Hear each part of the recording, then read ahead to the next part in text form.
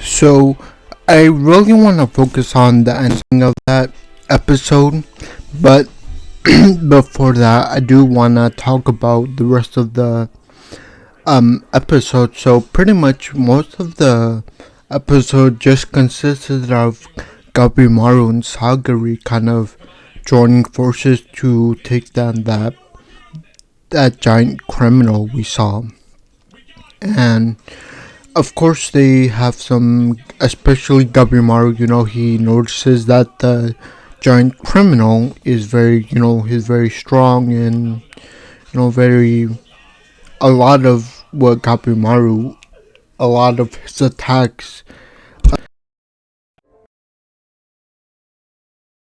So he plans, and Sagiri also, helps him. And then at the end they decide, let's just set the whole forest on fire. And then, the carbon dioxide, the smoke, will pretty much suffocate him. And then Sagiri comes from behind, and she kind of has this breakthrough that, she's not on one side or the other. She's like a neutral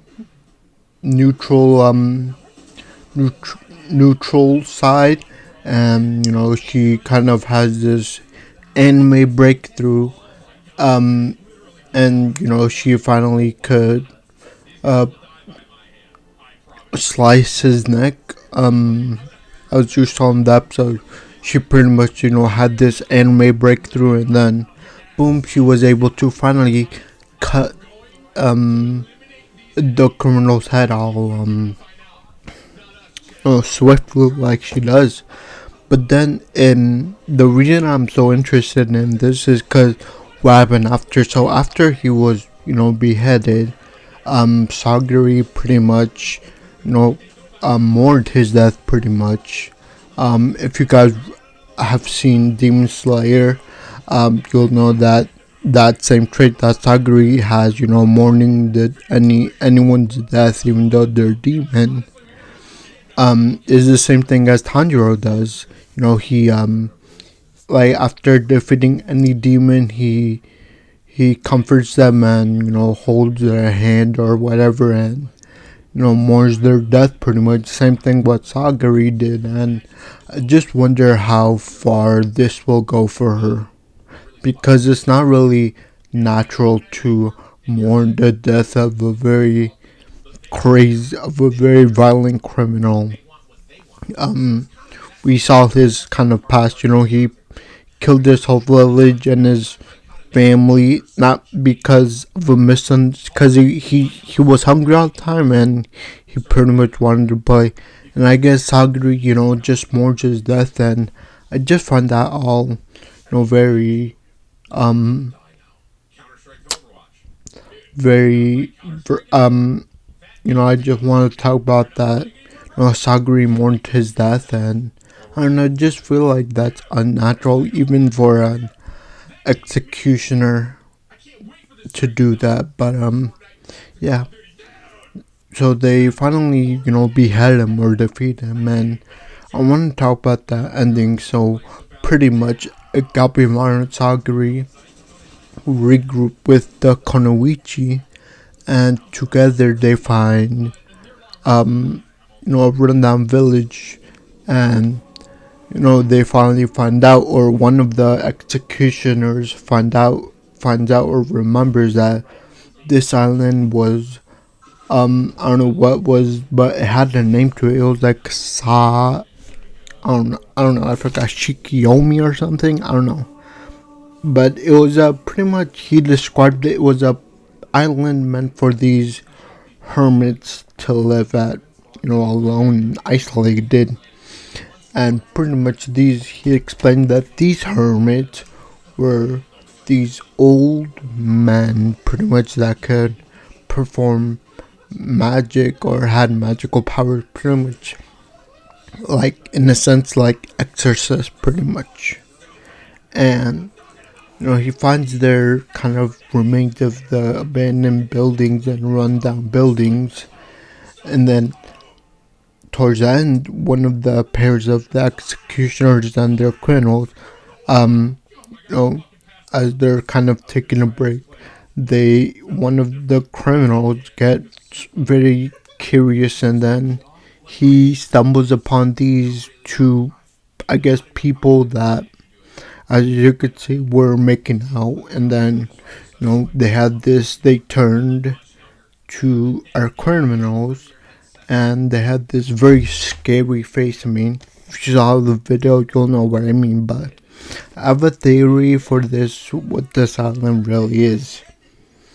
And remember, it's just a theory, so run with me. So I think what happened was that these hermits were living here, these magical old men, I guess. And since we saw, multiple buildings, I'm guessing that they had families, and, they repopulated the whole island pretty much. And they repopulated their village, and then some time passed, and I'm guessing these old men somehow found the spell of forbidden spells to turn the people into the monsters that we see that wander throughout the island.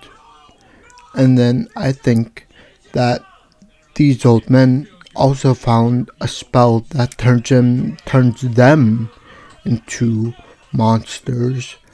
And so I think the monsters that you see, like the low fodder ones, are the villagers that these old men turned into monsters.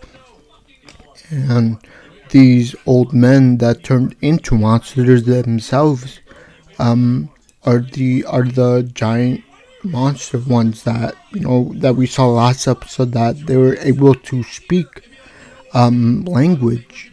And I think they turned themselves into that kind of monsters. And the one the biggest clue I have for this is that we saw, I guess, in previous episodes, that these monsters do talk. And it's just a very big clue that these monsters talk. They talk about that murder is a sin, and on top they have these very religious Buddhist clothing on them, and they have the stuff. And even on the island they have these statues of Buddhists. They're very religious. So that's the biggest clue for me, that the old men turned themselves into these bigger monsters that could speak, and the villagers into small monsters that cannot speak. Anyways, that's my kind of theory on the whole thing. And I'm guessing and I don't really have a theory as to who the pink and yellow people were that we saw towards the end of the video. I mean, the episode. Hopefully we find out more about them, later on in the episode. But yeah, for now it was a pretty solid episode. I mean, we got the whole thing with the giant monsters, and that this whole island used to be home to these hermits that probably turned themselves into man-eating monsters or whatever. And we still don't know what the deal was with the yellow and pink person that we saw in the last scene of the episode. But yeah, overall I think it was a pretty solid episode. A lot to dig in to this episode, which I enjoyed. But yeah, I think I'm just gonna leave that. Overall, this episode really left me like, I enjoyed the episode pretty much, and I hope you guys do too. But yeah, I think I'm just gonna wait for, I guess, next episode to get more information about what's really going on in the island. But I think I'm just gonna end it there. Please leave a like, subscribe, and comment. Thank you, and I'll see you next time. Bye.